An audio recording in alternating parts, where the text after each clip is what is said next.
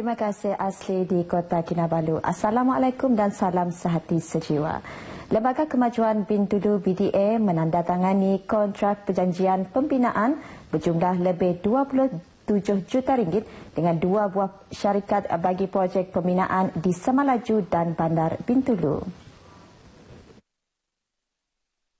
Kontrak tersebut ditangani oleh pengurus besar BDA, Roziah Moshidi, dengan wakil syarikat Hock Seng Lee Berhad dan Hing Hong Construction. Hock Seng Lee Berhad ditawarkan kontrak pembinaan, pejabat kerajaan, pejabat keselamatan dan pintu masuk di Taman Perindustrian Semalaju yang bernilai hampir 21 juta ringgit. Projek bangunan pejabat kerajaan dan keselamatan itu dijangka siap pada 31 Disember tahun depan, manakala projek pintu masuk Taman Perindustrian Semalaju dijangka siap sepenuhnya 30 Mei tahun depan. Hing Hong Construction pula ditawarkan kontrak pembinaan jambatan pejalan kaki yang menghubungkan Medan Jaya dan Pusat Komersial Asyakirin bernilai lebih 6 juta ringgit. Projek itu dijangka siap sepenuhnya dalam tempoh 6 bulan iaitu pada 4 April tahun depan. This is a project yang telah menarik perhatian banyak penduduk tempatan, okay, and not forgetting the MP for Bintulu keep asking me when will this project be implemented. So at last today we handing over the contract to the contractor. Roziah berkata demikian dalam majlis menandatangani perjanjian projek tersebut di Wisma BDA Bintulu. Beliau juga berharap agar kedua-dua projek penting itu dapat disiapkan mengikut masa yang telah dijadualkan. Sementara itu dalam sidang media selepas majlis tersebut, beliau mengharapkan agar orang ramai menyalurkan sebarang masalah atau aduan mereka berkaitan BDA menggunakan saluran yang betul. Selain dikenali dalam industri pembuatan kapal, Sibu juga berpotensi dijadikan sebagai hub bagi perusahaan kecil dan sederhana PKS berasaskan makanan ringan. Ini kerana Sibu mempunyai pelbagai produk makanannya yang unik yang sukar didapati di tempat lain, terutamanya makanan tempatan. Menteri Muda Pembangunan Luar Bandar, Datuk Julaihi Narawi berkata, kerana bahagian Sibu dihuni oleh pelbagai kaum seperti Cina, Melayu, Melanau, Iban dan Orang Ulu, maka kepelbagaian makanannya boleh dijadikan satu perusahaan bagi masyarakat di kawasan itu, terutamanya Bumi Putra. Tambahnya, masyarakat Bumi Putra boleh menceburi perusahaan berasaskan makanan kerana ianya diyakini mampu meningkatkan pendapatan mereka. I will bring up the matter to my minister and discuss what can we do. In fact, we have industrial estate in Sibu, but they are talking about specifically meant for light industrial estate, probably based on food based and other services industry. So we take it up, see what we can do, and we will talk to the relevant agencies lah. For example, maybe we talk to LCDA.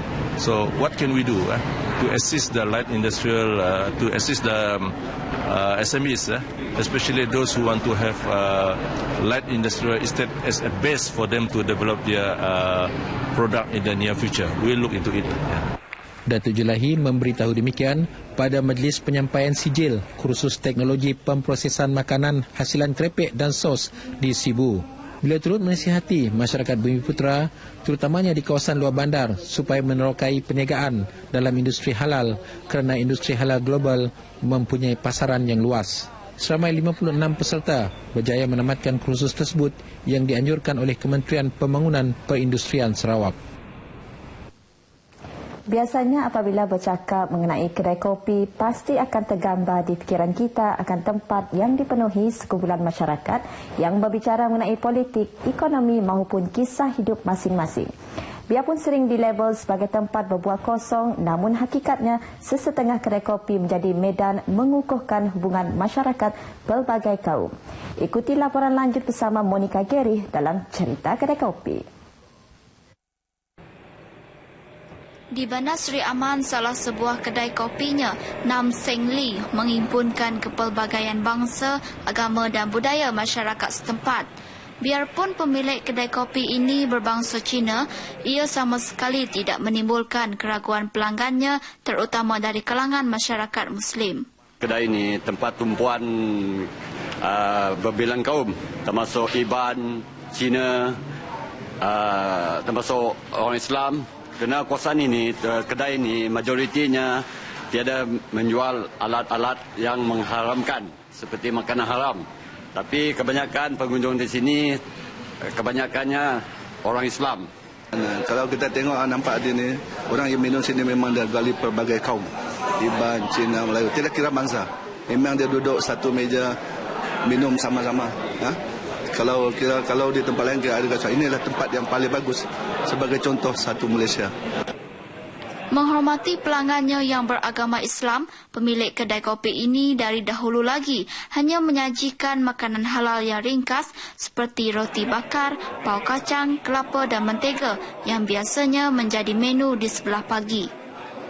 Di sebelah petang pula, Abang Husaini Abu Talib dari Kampung Hilir Seri Aman akan membuka gerai satenya di kedai kopi ini. Bagus. Tak ada masalah apa-apa. Okey, baik. Semua yang okey lah. Dia bagi sewa betul semua. Murah. Semua dia bagi okey lah. Sambil menikmati minuman yang disajikan, kedai kopi ini ternyata telah membentuk ikatan persaudaraan yang sini yang baik sekali. Semua dapat campur. Yang apa-apa cadangan, apa-apa buat apa cerita semua dapat di sini. Jadi dapat campur ataupun bagi tengah hari semua dapat juga di sini. Yang baik sekali ini. Buat di sini ya, memang tempat perjumpaan apa bangsa saja kawan. Kalau nak cari kawan, carilah di sini. Kalau lain-lain tempat susah nak cari kawan. Dan sini ya kawan semua ni kawan. Realitinya di Seri Aman bukan setakat kedai ini sahaja yang mengutamakan keharmonian kaum. Sebaliknya suasana seperti ini dapat dilihat di banyak kedai lain khasnya di Sarawak. Hakikatnya keharmonian kaum di Sarawak ini tidak ada tolok bandingnya. Walau bagaimanapun kita janganlah mana remeh sekalipun leka dengan apa yang kita nikmati selama ini. Kerana pastinya akan ada yang cuba menggugat perpaduan sedia ada. Sebab kata pepatah, bulat air kerana berbentum, bulat manusia kerana muafakat. Monika Giri, Berita RTM. Setakat ini dahulu sumbangan berita dari Sarawak untuk Lintas Langsung Nasional 5 petang ini. Berita seterusnya bersama Rashid di Kedah.